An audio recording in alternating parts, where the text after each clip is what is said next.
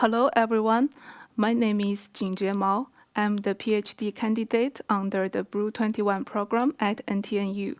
Today it's my pleasure to present to you my recent project progress, which is entitled Data-Driven Modeling Optimization for Subsurface CO2 Storage.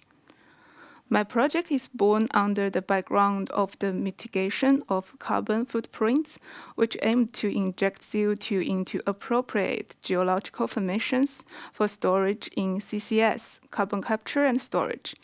It can also provide opportunities to practice carbon utilization, that is, injecting the captured CO2 for both enhanced oil recovery and storage in depleted fields. In carbon capture storage and utilization projects, there are two objectives that must be balanced. The storage performance to ensure the long-term and safe reduction of CO2 emissions, and the flood performance to enhance the profitability of the EOR projects. So before the project has been landed, the goal of the managing teams is to develop the most accurate or optimal decisions that requires real-time modeling tools including CO2 plume monitoring, leakage, and remediation. Unfortunately, the numerical model based on partial differential equations are computationally intensive, even with today's supercomputers.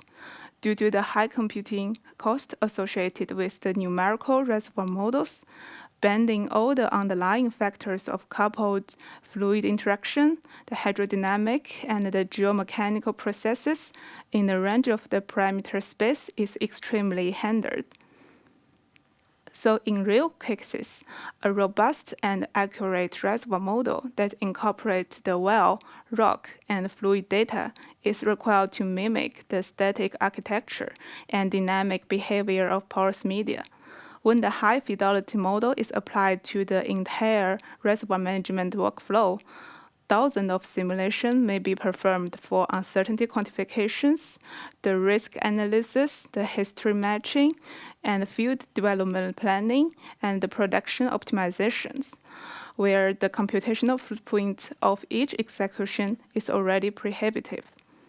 Eventually, the calculation cost of the traditional multi-scale and multi-phase numerical simulation poses significant challenges in the decision-making process. To overcome these computational challenges, data-driven modeling has been approached.